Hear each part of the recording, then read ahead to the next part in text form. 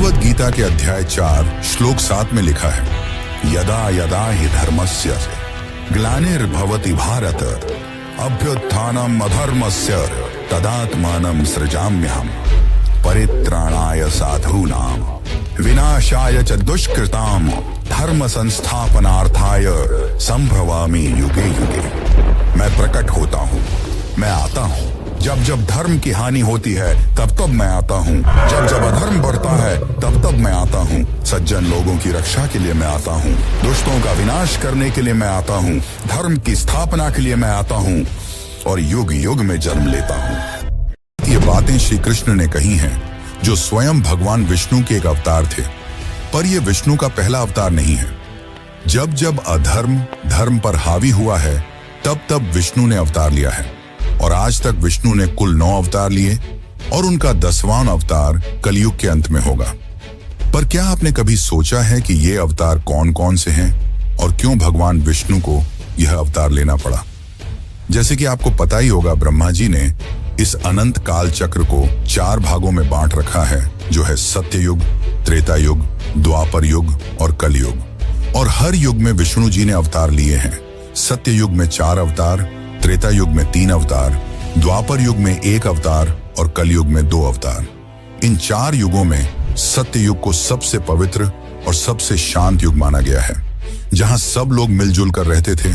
छल कपट, अधर्म, अन्याय जैसे लोग नहीं थे। पर फिर क्यों भगवान विष्णु को सत्य युग में 4 अवतार लेने पड़े? आखिर इसके पीछे क्या रहस्य है? और त्रेता युग के उस राम की कहानी तो आप सभी ने सुनी होगी, जो त्रेता युग में विष्णु के आखिरी अवतार थे। पर क्या आपने त्रेता युग में जन्मे विष्णु के पहले अवतार के बारे में सुना है, जिन्होंने अपने पिता की आज्ञा पर अपनी माता का सर धड़ से अलग कर दिया? आखिर ऐसी क्या मजबूरी रही होगी? और सबसे बड़ा रहस्य है विष्णु के 10वें अवतार का, जो कलयुग के अंत में प्रकट होंगे और धर्म की रक्षा के लिए आखिरी युद्ध लड़ेंगे। पर यह युद्ध साधारण नहीं होगा, यह मानव इतिहास की सबसे बड़ी युद्ध होगी और वह असुर कलिराज इतना शक्तिशाली होगा कि विष्णु के लिए उसे अकेले हराना असंभव होगा। तब 7 चिरंजीवियों के साथ गणेश जी भी एक भयानक अवतार लेंगे और उसके बाद जो होगा वह सुनकर तो आप भी चौंक जाएंगे। यह कहानी केवल विष्णु के 10 अवतार की नहीं, बल्कि सृष्टि के संतुलन की है। तो चलिए आज हम आपको विष्णु के 10 अवतार के दर्शन कराते हैं और उनके बारे में ऐसे बताएंगे जैसे आज तक आपको किसी ने नहीं बताया होगा। लेकिन उससे पहले अगर आपको वीडियो अच्छी लगे तो इसे लाइक करके कमेंट श्री हरि विष्णु जरूर लिखें।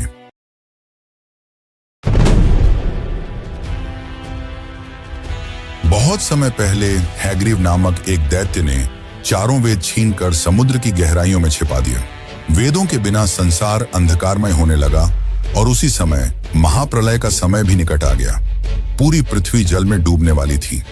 ऐसे संकट की घड़ी में भगवान ने सृष्टि को सुरक्षित रखने और ज्ञान की रक्षा के लिए मत्स्य रूप धारण किया। इसी बीच सत्य युग के एक धर्मनिष्ठ महर्षि वैवस्वत मनु नदी के तट पर स्नान करने पहुंचे। तभी उनके करों में एक नन्ही सी मछली आ गिरी। मछली बोली, हे महात्मा, कृपा कर मेरी रक्षा कीजिए, बड़ी मछलियां मुझे खाएंगी। मनु को उस पर दया आई और उन्होंने उसे अपने कमंडलू में रख लिया। लेकिन यह तो बस शुरुआत थी। धीरे धीरे वह मछली बढ़ती गई, कमंडलू से तालाब तक, तालाब से झील तक और झील से नदी तक। हर बार उसका आकार इतना विशाल होता गया कि मनु चकित रह गए। अंततः जब उन्होंने उसे समुद्र में छोड़ा तब वह एक विराट रूप में प्रकट हुई। मनु ने हाथ जोड़कर कहा, आप कोई साधारण जीव नहीं हैं, कृपा कर बताइए आप कौन हैं? तभी भगवान विष्णु मत्स्य रूप में प्रकट होकर बोले, हे मनु, शीघ्र ही महाप्रलय आने वाला है। पूरा संसार जल में डूब जाएगा, लेकिन तुम्हें और जीवों की संतति को बचाकर नई सृष्टि की नींव डालनी होगी। जब प्रलय आए तब तुम अपनी पत्नी, 7 महान अर्षियों, औषधियों और सभी जीव जंतुओं के बीजों को एक नाव में लेकर बैठ जाना। मैं मत्स्य रूप में उस नाव को सुरक्षित स्थान तक ले जाऊंगा। वहीं से जीवन का पुनः आरंभ होगा। मनु ने भगवान की आज्ञा का पालन किया। जब प्रलय का समय आया तो मनु अपनी नाव में बैठकर उस भयंकर समुद्र में डगमगाने लगे। तभी भगवान विष्णु मत्स्य अवतार में प्रकट हुए और उन्होंने नाव को खींचते हुए उसे सुरक्षित स्थान यानी कि हिमालय के शिखरों तक पहुंचा दिया। प्रलय के उस अंधकार में भगवान ने मनु को धर्म, सृष्टि और ब्रह्मांड के रहस्यों का उपदेश भी दिया। तत्पश्चात उन्होंने हैग्रीव दैत्य का वध कर चारों वेदों को पुनः देवताओं को लौटा दिया। इस प्रकार ज्ञान की ज्योति फिर से प्रकट हुई और जीवन का बीज बचा रहा।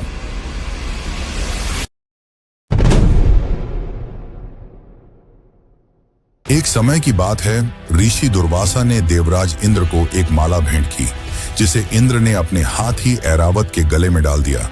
हाथी ने उस माला को पैरों तले रौंद दिया।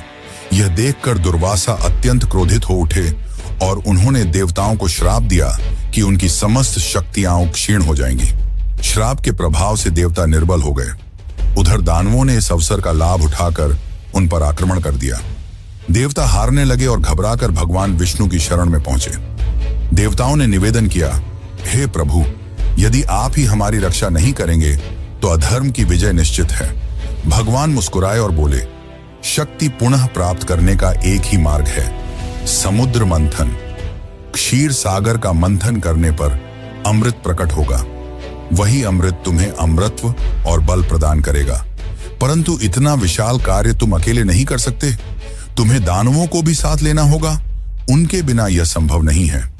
इंद्र दानवराज बाली के पास गए और यह प्रस्ताव रखा, आओ हम मिलकर समुद्र का मंथन करें।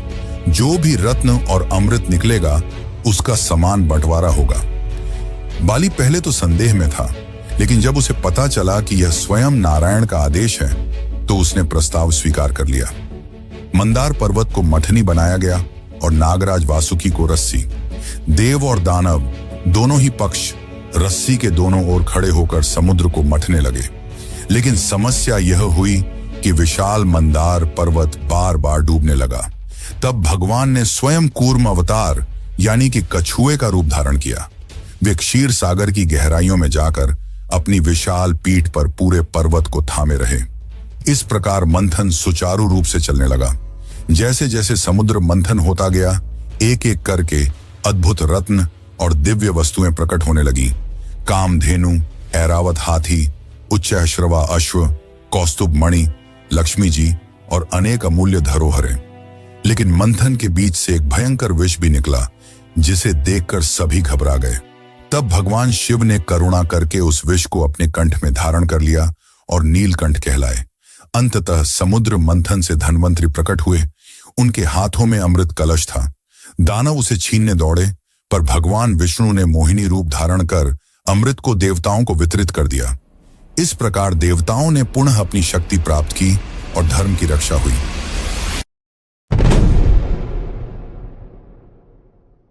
सृष्टि के आरंभिक युगों में दो असुर भाई उत्पन्न हुए, हिरण्याक्ष और हिरण्यकश्यप। दोनों ही दैत्य अत्यंत पराक्रमी और अहंकारी थे। उनकी शक्ति दिन प्रतिदिन बढ़ने लगी। धीरे धीरे उनका आतंक तीनों लोकों में फैल गया। देवता भी उनसे भयभीत हो गए और अधर्म चारों ओर हावी होने लगा।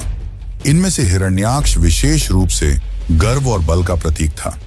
अपनी शक्ति दिखाने के लिए उसने एक अद्भुत कृत्य किया। उसने स्वयं पृथ्वी का अपहरण कर लिया।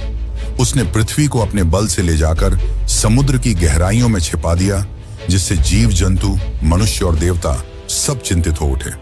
पृथ्वी माता ने करुणा भरी पुकार लगाई, हे नारायण, मेरी रक्षा कीजिए।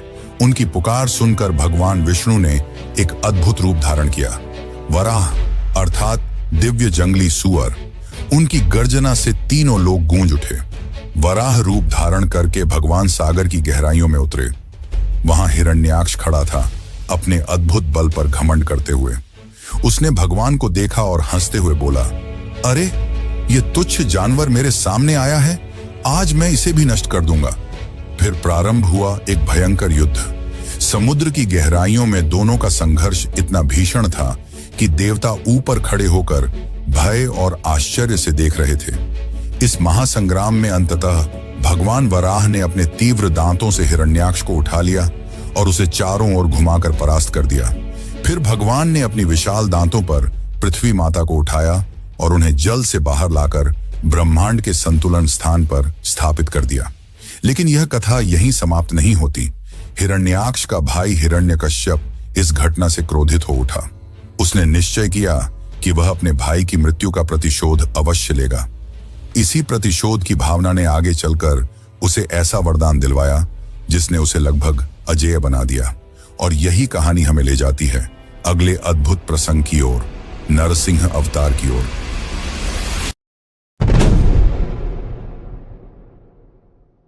हिरण्याक्ष के वध के बाद उसका भाई हिरण्यकश्यप प्रतिशोध की आग में जलने लगा। उसने ठान लिया कि वह अपने भाई की मृत्यु का बदला लेगा। इसके लिए उसने कठोर तपस्या की और स्वयं ब्रह्मा जी को प्रसन्न किया। जब ब्रह्मा जी उसके सामने प्रकट हुए तो हिरण्यकश्यप ने उनसे ऐसा वरदान मांगा जिससे उसकी मृत्यु लगभग असंभव हो जाए। उसने कहा, मुझे न तो मनुष्य मार सके, न पशु, न दिन में मरूं, न रात में, न आकाश में, न धरती पर, न घर के भीतर, न बाहर, न अस्त्र से, न शस्त्र से। ब्रह्मा जी ने उसकी कठिन तपस्या से प्रसन्न होकर यह वरदान दे दिया। वरदान पाकर हिरण्यकश्यप का अभिमान चरम पर पहुंच गया। वह स्वयं को अमर समझने लगा। उसने घोषणा कर दी, अब सृष्टि में भगवान का कोई अस्तित्व नहीं है, केवल मैं ही सर्वोच्च हूं, सबको मेरी पूजा करनी होगी। लेकिन हिरण्यकश्यप का अपना ही पुत्र प्रहलाद उसके विरुद्ध खड़ा हो गया। प्रहलाद बचपन से ही भगवान विष्णु का अनन्य भक्त था। वह दिन रात ओम नमो नारायणाय का जप करता। पिता लाख रोकता धमकाता, यहां तक कि दंड देता, पर प्रहलाद कभी विचलित नहीं हुआ। हिरण्यकश्यप ने उसे मारने के कई प्रयास किए। कभी विष पिलाया गया, कभी पहाड़ से गिराया गया, कभी हाथियों से कुचलवाने की कोशिश हुई, लेकिन हर बार भगवान विष्णु ने अपने भक्त की रक्षा की। यहां तक कि अपनी बहन होलिका की सहायता से उसे अग्नि में बैठाकर जलाने का प्रयास भी किया गया, पर हुआ उल्टा। होलिका जलकर भस्म हो गई और प्रहलाद सुरक्षित बाहर आ गया। अंततः हिरण्यकश्यप का क्रोध सीमा पार कर गया। उसने प्रहलाद को महल की चौखट पर बुलाकर पूछा, तेरा विष्णु कहां है? यदि वह सचमुच सर्वव्यापी है तो इस खंभे में भी होगा क्या? प्रहलाद ने शांत स्वर में कहा, हां पिताश्री, मेरे प्रभु हर जगह हैं। यह सुनकर हिरण्यकश्यप ने क्रोध में अपनी गदा से उस खंभे को तोड़ डाला। उसी क्षण वहां से एक अद्भुत भीषण स्वरूप प्रकट हुआ, नरसिंह। नरसिंह अवतार ने क्रोध में हिरण्यकश्यप का गला पकड़ उसे हवा में उठाकर पटक दिया। फिर घसीटते हुए महल की चौखट तक ले गए और उसे उठाकर अपनी जांघों पर लिटा दिया। नरसिंह अवतार ने हिरण्यकश्यप का चीरा फाड़ दिया और इस संसार को उसके भय से मुक्त किया। देवताओं ने आनंद मनाया। प्रहलाद ने अपने प्रभु के चरणों में प्रणाम किया और सृष्टि में फिर से धर्म का प्रकाश फैल गया।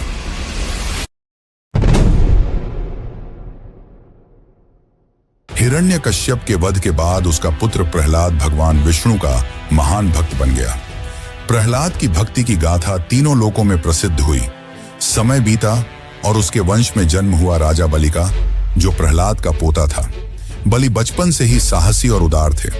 उन्होंने कठोर तपस्या की और देवताओं से भी अधिक शक्ति प्राप्त की। गुरु शुक्राचार्य के मार्गदर्शन में उन्होंने असुरों का नेतृत्व किया और एक एक कर देवताओं को पराजित कर दिया। स्वर्ग लोक तक पर कब्जा कर लिया गया। देवता असहाय हो उठे और भगवान विष्णु के पास पहुंचे। भगवान ने देखा कि बलि अत्यंत बलशाली है, परंतु एक गुण उसमें विशेष रूप से प्रबल था, उसकी दानवीरता। वह किसी भी याचक को खाली हाथ नहीं लौटाता था। इसीलिए उन्होंने वामन अवतार धारण किया, एक छोटे से ब्राह्मण बालक का रूप। सिर पर जटाजूट, हाथ में कमंडल, शरीर पर चमकता तेज और वाणी में विनम्रता। एक दिन राजा बलि विशाल यज्ञ कर रहे थे, तभी वहां यह नन्हा ब्राह्मण पहुंचा। बलि ने उनका आदर सत्कार किया और बोला, ब्रह्मचारी, बताइए आपको क्या चाहिए, मैं आपको अवश्य दान दूंगा। वामन मुस्कुराए और बोले, राजन, मुझे केवल 3 पग भूमि चाहिए, जहां मैं शांति से बैठकर तप कर सकूं। सभी सभा चकित रह गई। इतना महान दानवीर राजा और इतना छोटा सा दान। बलि ने हंसते हुए कहा, मुझे लगा था कि तुम स्वर्ण, गायों या कोई राज्य मांगोगे, लेकिन तुमने तो केवल 3 पग भूमि मांगी। इसे मैं अवश्य दूंगा। जैसे ही बलि ने संकल्प लिया, वही छोटा ब्राह्मण अचानक विराट हो उठा। उसका शरीर आकाश छू गया, सिर से ब्रह्मांड तक उसका प्रकाश फैल गया। ये थे स्वयं वामन विष्णु का त्रिविक्रम रूप। भगवान ने पहला पग बढ़ाया, पूरी पृथ्वी नाप ली। दूसरा पग बढ़ाया, पूरा आकाश माप लिया। अब तीसरे पग के लिए स्थान नहीं बचा। भगवान ने बलि की ओर देखा। बलि ने मुस्कुराकर अपना सिर झुका दिया और कहा, प्रभु, तीसरा पग आप मेरे मस्तक पर रख दीजिए। भगवान ने ऐसा ही किया और बलि को पाताल लोक भेज दिया। परंतु उनकी दानवीरता और सत्यनिष्ठा से प्रसन्न होकर विष्णु ने उन्हें आशीर्वाद दिया, राजन, तुम पाताल लोक में भी राजा बनोगे और मैं स्वयं तुम्हारे द्वार पर सदैव पहरा दूंगा। यही कारण है कि आज भी लोग मानते हैं कि राजा बलि के द्वार पर स्वयं विष्णु वामन रूप में द्वारपाल बने खड़े हैं।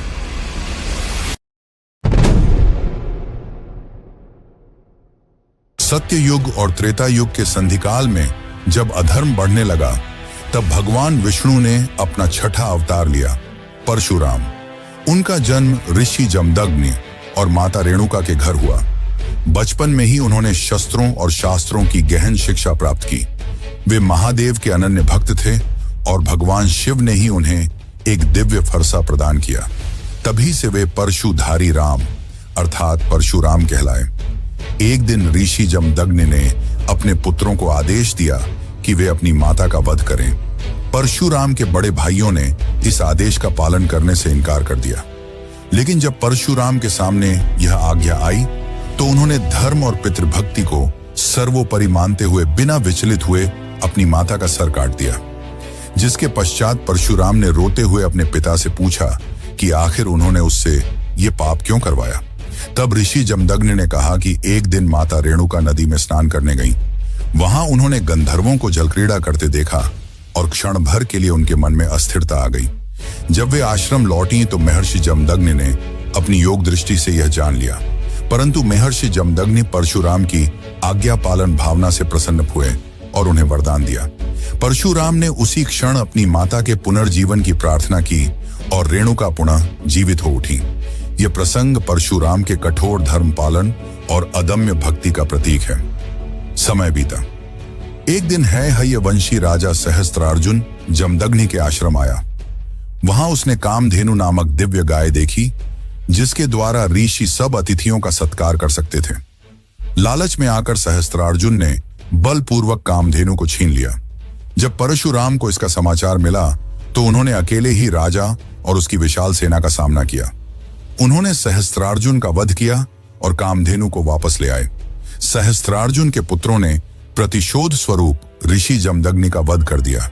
यह समाचार पाकर परशुराम क्रोध से जल उठे।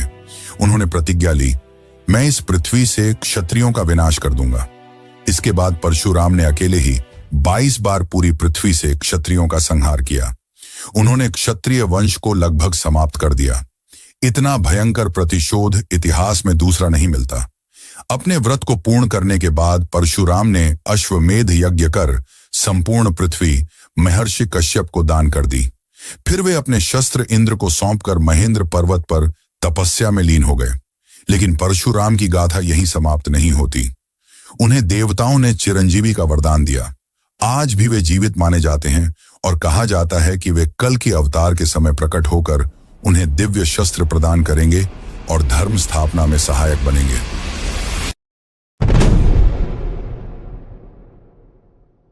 त्रेता युग में जब अधर्म और रावण जैसे दुष्टों का आतंक बढ़ने लगा, तब भगवान विष्णु ने अपना 7वां अवतार लिया, श्री राम। अयोध्या नगरी में सूर्य वंश के प्रतापी राजा दशरथ का राज्य था। वे धर्मनिष्ठ और प्रजावत्सल थे, लेकिन संतानहीन थे। संतान प्राप्ति के लिए उन्होंने महर्षि श्रृंगी के मार्गदर्शन में पुत्रेष्ठ यज्ञ किया। यज्ञ के फलस्वरूप रानी कौशल्या से श्री राम, रानी कैकेयी से भरत और रानी सुमित्रा से लक्ष्मण व शत्रुघ्न का जन्म हुआ। राम बचपन से ही तेजस्वी, शूरवीर और विनम्र थे। जब महर्षि विश्वामित्र यज्ञ में विघ्न डालने वाले राक्षसों से त्रस्त हुए तो वे राम और लक्ष्मण को अपने साथ ले गए। वहां राम ने ताड़का और सुबाहु जैसे राक्षसों का वध किया और विश्वामित्र का यज्ञ सफल हुआ। इसके बाद वे मिथिला पहुंचे, जहां राजा जनक ने अपनी पुत्री सीता का स्वयंवर रखा था। स्वयंवर की शर्त थी भगवान शिव के विशाल धनुष को उठाकर प्रत्यंचा चढ़ाना। अनेक राजाओं ने प्रयास किया पर कोई सफल ना हो सका। तब राम ने सहजता से धनुष उठाया और उसे तोड़ डाला। इसी के साथ सीता जी ने राम को पति रूप में स्वीकार किया। अयोध्या लौटने पर राम के राजतिलक की तैयारी होने लगी, लेकिन रानी कैकेयी अपनी दासी मंथरा के कहने पर राजा दशरथ को अपने 2 वरदान याद दिलाती है। राम को 14 वर्षों का वनवास और भरत को अयोध्या का राज सिंहासन। राजा दशरथ विवश होकर यह वचन निभाने को बाध्य हुए। राम ने बिना किसी विरोध के पिता की आज्ञा स्वीकार की और सीता तथा लक्ष्मण के साथ वन की ओर प्रस्थान किया। वनवास के दौरान अनेक घटनाएं हुई।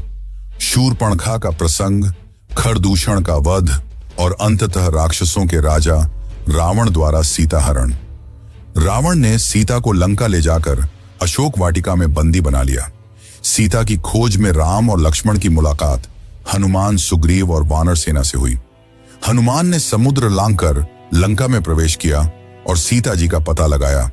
वहां उन्होंने रावण को चेतावनी भी दी और लंका दहन कर लौट आए। इसके बाद समुद्र पर सेतु का निर्माण हुआ और राम अपनी वानर सेना सहित लंका पहुंचे। वहां भीषण युद्ध हुआ। रावण के वीर पुत्र मेघनाद और भाई कुंभकर्ण का वध हुआ। अंततः स्वयं रावण का भी श्री राम ने वध किया और सीता जी को मुक्त कराया। विजय के बाद राम अयोध्या लौटे। पूरे नगर में दीप प्रज्वलित कर उनका स्वागत हुआ। उसी दिन से दीपावली का पर्व मनाया जाता है। अयोध्या में राम राज्य की स्थापना हुई, जहां धर्म, न्याय और समृद्धि का वास था। लेकिन कथा यहीं समाप्त नहीं होती। प्रजा की शंका और आलोचना के कारण राम ने सीता जी को वन भेज दिया।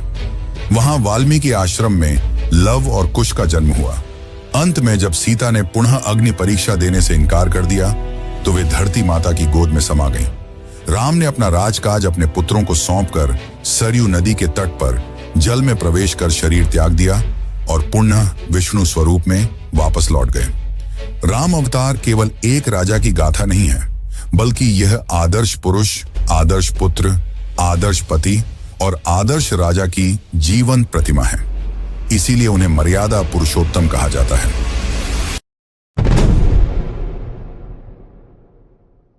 द्वापर युग में जब अधर्म का बोलबाला बढ़ने लगा और आतंक चरम पर था, तब भगवान विष्णु ने अपना 8वां अवतार लिया, श्री कृष्ण। मथुरा नगरी का राजा था अत्याचारी कंस। एक दिन जब कंस अपनी बहन देवकी का विवाह वसुदेव से करा रहा था, तभी आकाशवाणी हुई, कंस, तुम्हारा संहार देवकी का 8वां पुत्र करेगा। यह सुनते ही कंस क्रोधित हो उठा और देवकी वसुदेव को कारागार में बंद कर दिया। देवकी की हर संतान का जन्म होते ही कंस उसे मार डालता। इस तरह 7 शिशुओं की हत्या कर दी गई। अंततः जब 8वां पुत्र जन्मा, वही थे स्वयं नारायण श्री कृष्ण। उनका जन्म भाद्रपद मास की कृष्ण अष्टमी की आधी रात को हुआ।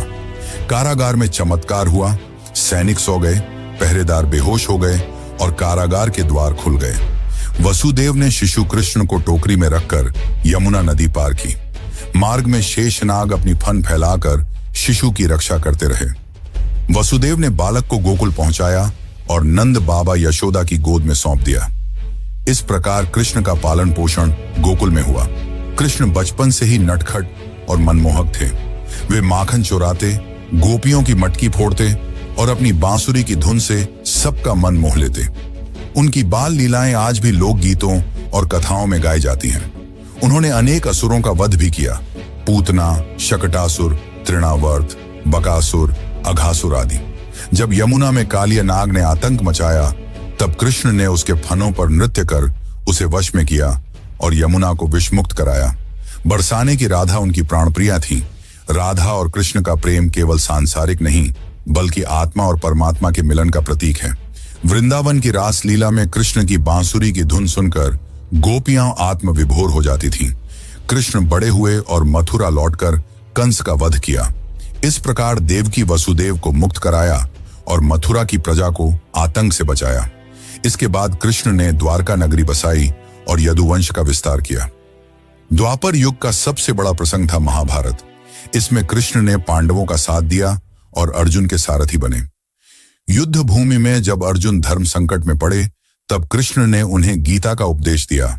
जीवन, धर्म, आत्मा और कर्तव्य का वह ज्ञान जो आज भी मानवता के लिए मार्गदर्शक है। महाभारत युद्ध में पांडवों की विजय हुई और अधर्म पर धर्म की स्थापना हुई।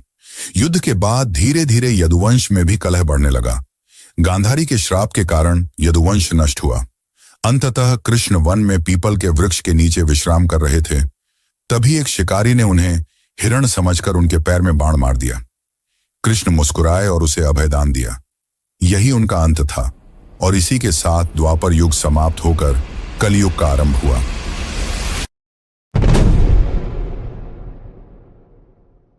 द्वापर युग के अंत और कलयुग की शुरुआत में जब पृथ्वी पर हिंसा, बलि प्रथा और अंधविश्वास बढ़ने लगे, तब भगवान विष्णु ने मानव रूप में अवतार लिया, जिसे हम गौतम बुद्ध के नाम से जानते हैं।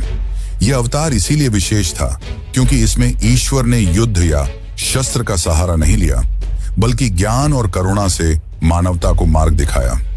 ईसा से लगभग 500 साल पहले कपिलवस्तु में शाक्य वंश के राजा शुद्धोधन और रानी महामाया के घर एक पुत्र का जन्म हुआ। जन्म के 7वें दिन ही माता का निधन हो गया और बालक का पालन पोषण उनकी मौसी प्रजापति गौतमी ने किया।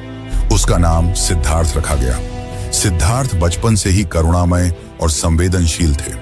राजमहल में उन्हें हर सुख सुविधा दी गई, लेकिन उनके हृदय में जीवन के गहरे रहस्यों को जानने की जिज्ञासा बनी रही। एक दिन जब सिद्धार्थ नगर भ्रमण को निकले तो उन्होंने ऐसे दृश्य देखे जिन्होंने उनके जीवन की दिशा ही बदल दी। उन्होंने एक वृद्ध, एक रोगी और एक शव देखा। यह देखकर उनके मन में जीवन की नश्वरता और दुख का बोध हुआ। फिर उन्होंने एक सन्यासी को देखा जो त्याग और शांति के मार्ग पर था। उसी क्षण उन्होंने समझ लिया कि जीवन का सत्य भोग विलास में नहीं, बल्कि त्याग और साधना में छिपा है। उनका हृदय विचलित हो उठा। उन्होंने निर्णय लिया कि वे इस संसार के मोह माया से ऊपर उठकर सत्य की खोज करेंगे। मात्र 29 वर्ष की आयु में उन्होंने राजमहल, पत्नी यशोधरा और पुत्र राहुल को छोड़ दिया और सन्यास मार्ग पर निकल पड़े। वर्षों तक उन्होंने कठोर तपस्या की, अनेक गुरुओं से शिक्षा ली, लेकिन उन्हें शांति नहीं मिली। अंततः वे बोधगया पहुंचे और वहां एक पीपल के वृक्ष के नीचे ध्यानस्थ हो गए। कई दिनों तक गहन साधना के बाद वैशाख पूर्णिमा की रात को उन्हें ज्ञान की प्राप्ति हुई। उसी क्षण सिद्धार्थ बुद्ध बन गए, अर्थात वह जिसने सत्य को जान लिया। ज्ञान प्राप्त करने के बाद उन्होंने लोगों को मध्यम मार्ग अपनाने की शिक्षा दी, जिसमें न तो अत्यधिक भोग था और न कठोर तपस्या। उन्होंने 4 आर्य सत्यों और अष्टांगिक मार्ग का उपदेश दिया और करुणा तथा अहिंसा को जीवन का आधार बताया। बुद्ध ने पहला उपदेश सारनाथ में दिया, जिसे धर्म चक्र प्रवर्तन कहा गया। उनके उपदेशों ने लाखों लोगों का मार्गदर्शन किया और बौद्ध धर्म का जन्म हुआ। अंततः 80 वर्ष की आयु में कुशीनगर में उन्होंने महापरिनिर्वाण प्राप्त किया।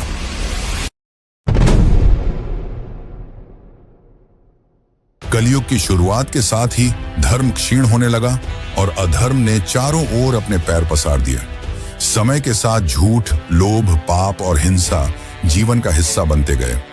शास्त्रों में वर्णन है कि कलयुग के अंतिम चरण में स्थिति इतनी भयानक हो जाएगी कि मनुष्य की आयु बहुत छोटी रह जाएगी। रिश्तों में प्रेम नहीं बचेगा। धर्म केवल नाम मात्र का रह जाएगा और अधर्म ही शासन करेगा। ऐसे समय में जब पृथ्वी अत्याचार से कराह रही होगी, जब निर्दोषों की पुकार आकाश तक पहुंच जाएगी और जब अधर्म का भार असहनीय हो जाएगा, तब स्वयं भगवान विष्णु अपने अंतिम अवतार के रूप में प्रकट होंगे। ये होगा कल की अवतार। पुराणों में वर्णन है कि उत्तर प्रदेश के संभल नामक स्थान पर विष्णु यश नामक एक ब्राह्मण के घर एक पुत्र का जन्म होगा। वही पुत्र आगे चलकर कल की कहलाएगा। कल की घोड़े की तरह तीव्रगामी होंगे और उनके पास देवदत्त नाम का एक सफेद अश्व होगा।